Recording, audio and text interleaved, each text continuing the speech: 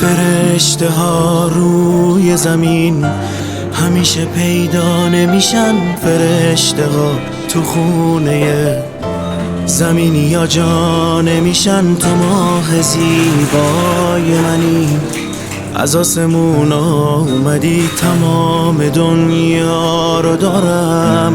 تو که به دنیا